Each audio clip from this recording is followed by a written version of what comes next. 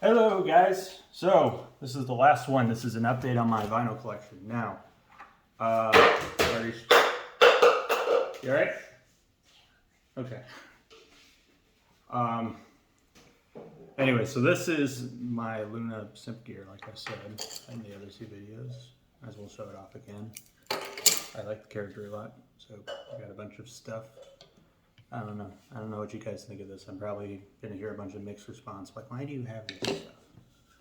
Why do you have that? I don't know. I like to live my life the way I like. That's all I'll say. But anyways, this is an update on my vinyl collection. This is Oh Monolith by Squid, the art punk band from England.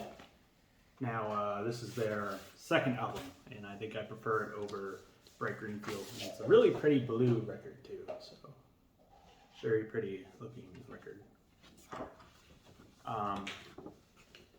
This kind of has a bit of some bit of progressive sound as well. A lot of psychedelics in here, and well, some post rock and some more experimental sounds too, kind of like how it was on the previous album. There's a lot more electronics. I've noticed there's a lot of synthesizers and stuff like that used on it, which I like a lot. Pretty good. I wouldn't put it in my top 10 of the year. It's still pretty good. I think I just prefer it a bit over Bright Green Field, but I still like it quite a lot.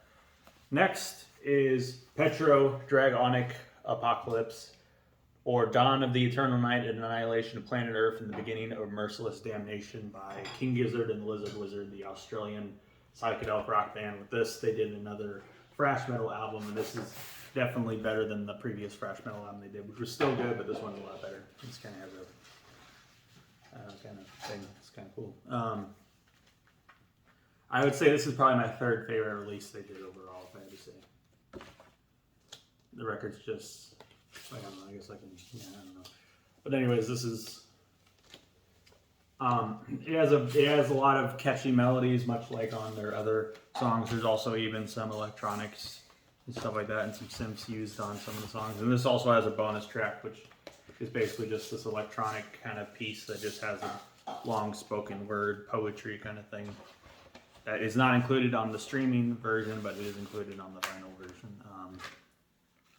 If it was on the streaming version, it would be the worst track in my eyes.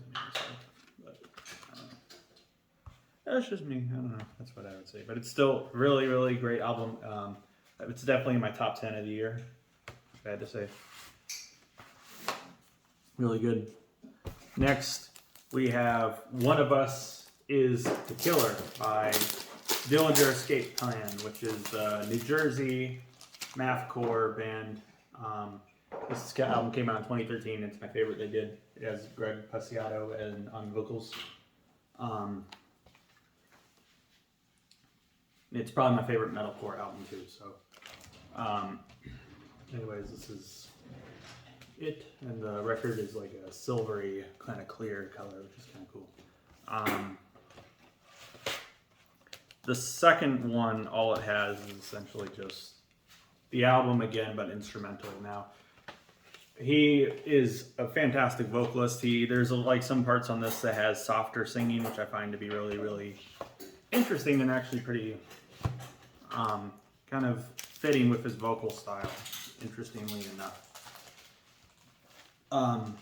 Like the song One of Us is the Killer, which is one of the lighter songs. It's probably my favorite off of this title track. But anyways, here we go.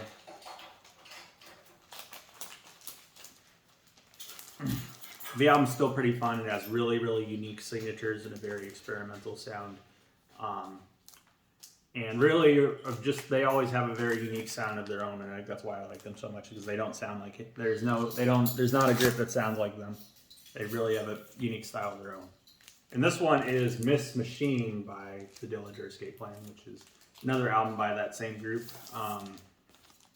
This is their second album, and it's the first album to feature Greg Puciato on vocals, and it's my second favorite out of their studio releases, but probably my third favorite overall. My second favorite they did is probably Irony is a Dead Scene, which had Mike Patton on vocals.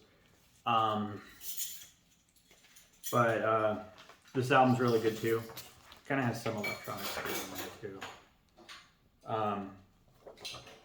Cover art's kind of weird, but it's still kind of cool, I guess you could say.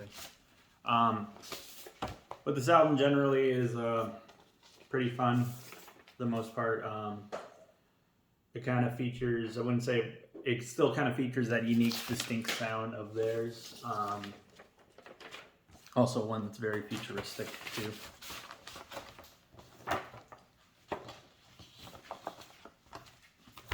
It's definitely a must listen for fans of metalcore or mathcore, you know. And then last one, this is Scaring the Hose by JPEG Mafia and Danny Brown. This is obviously not the, oh, you're home already? Hey. Alright.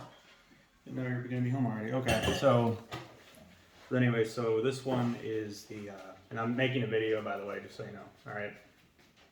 Thank you. Okay, so this one I got yesterday, and it's a collaborative album between the two, and it's this isn't the official cover. This is and obviously, like I said in the other video, this is they don't have Twitter. Twitter isn't called Twitter anymore. It's called X. So it says tweets. That's so it didn't age well. But I won't really take it out because it's just black. But this is one of my favorites of the year. It's probably my second favorite by both of the artists. And it's has a bit of a different style. It kind of has a sound that's kind of lo-fi too. But it's still a really fun album. It has their kind of humor that they always kind of have with their music. And it's still quite a fun release. And, that's about it. Thank you guys for watching. Bye.